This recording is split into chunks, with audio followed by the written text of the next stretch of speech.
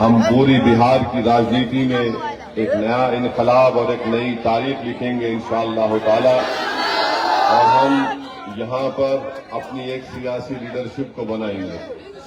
یاد رکھیے، کسی قوم کے لیے، کسی سماج کے لیے 50 اور 70 سال کا ایک لمبا عرصہ کافی ہوتا ہے اس بات کو سمجھنے کے لیے، اس بات کو محسوس کرنے کے لیے کہ جب تک وہ سماج، وہ سمودائے اپنی ایک سیاسی لیڈرشپ کو نہیں بنائے گا، ان کی تکلیف، ان کے مسائل، ان سے انصاف نہیں ہو پائے گا۔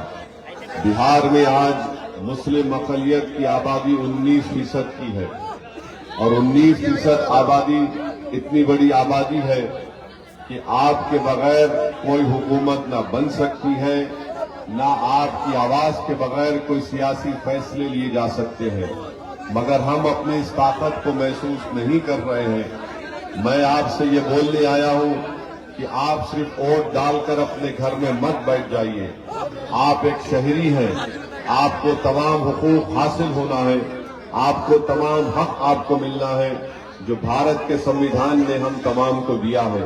تو میری آپ سے گزارش ہے کہ اختر الایمان صاحب کی قیادت میں جو بہار میں مسلم اقلیت اور مظلوم عوام کی انصاف کی لڑائی لڑی جا رہی ہے، اس میں آپ کے ساتھ کی ضرورت ہے، آپ کی ووٹ کی ضرورت ہے، اور آپ تمام نوجوانوں کو ایک پیغام دینے آیا ہوں کہ دیکھیے، یہ لڑائی آپ کے لیے ہے، آنے والا مستقبل نوجوانوں آپ کا ہے۔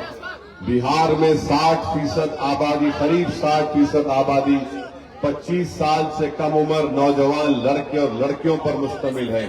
میں بزرگوں سے گزارش اور اپیل کر رہا ہوں کہ آپ جب ووٹ ڈالنے جائیں گے تو اپنے نوجوانوں کے چہروں کو دیکھیے، ان کی حالات پر غور کریے، آپ ان کو دیکھ کر پتنگ صاحب کے نشان پر ووٹ ڈال کر اپنی پارٹی کو، اپنے اتحاد کو کامیاب کریے۔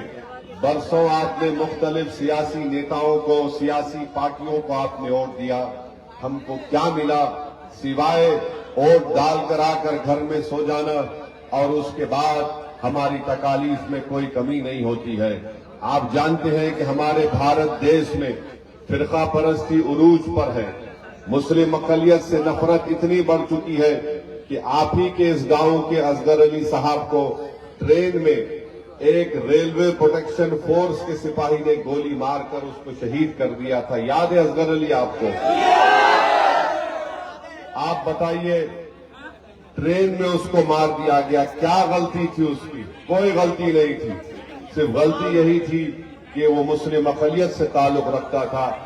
مجلس یہ چاہتی ہے کہ ہم کو انصاف ملے، ہم نہیں چاہتے کہ آپ ان نفرت پھیلانے والی طاقتوں کا ساتھ دیں۔ آپ انصاف کے لیے ووٹ دیں، اپنے روشن مستقبل کے لیے ووٹ دیں، تاکہ مجلس کی آواز بہار کی ویدھان سبھا میں گونجے، آپ کو انصاف ملے، ہمارے نوجوان بچے اور بچیوں کا مستقبل اچھا ہو سکے۔ یاد رکھیے، مجلس نہیں چاہتی کہ بہار میں دوبارہ بی جے پی اور نتیش کمار کی حکومت بنے، اسی لیے اختر الایمان نے لالو پرساد یادو کو، تیجسوی یادو کو خط لکھ کر کہا کہ آپ ہم کو اتحاد ہم سے کر لیجئے۔ ہم نے دوستی کا ہاتھ ان کی طرف بڑھایا۔ اختر الایمان نے تیجسوی یادو کو خط لکھ کر کہا کہ مجلس کو بہار میں صرف 6 سیٹ دیجئے، اگر آپ مکھیہ منتری بنتے ہیں یا آپ کے انڈیا الائنس کو ستہ ملتی ہے تو مجلس کے ودھائک کو منتری مت بنائیے۔ آپ صرف بی جے پی کی فرقہ پرستی کو روکیے، یہاں پر انصاف کریے 19% آبادی سے۔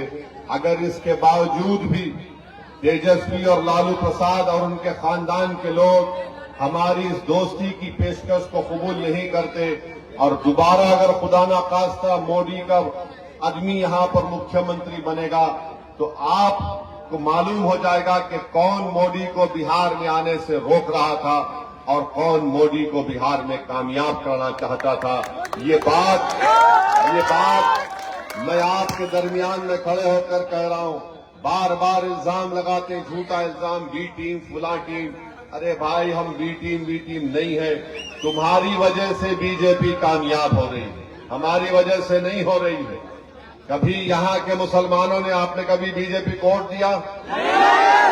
तो कैसे भाजपा का आदमी जीत जाता है?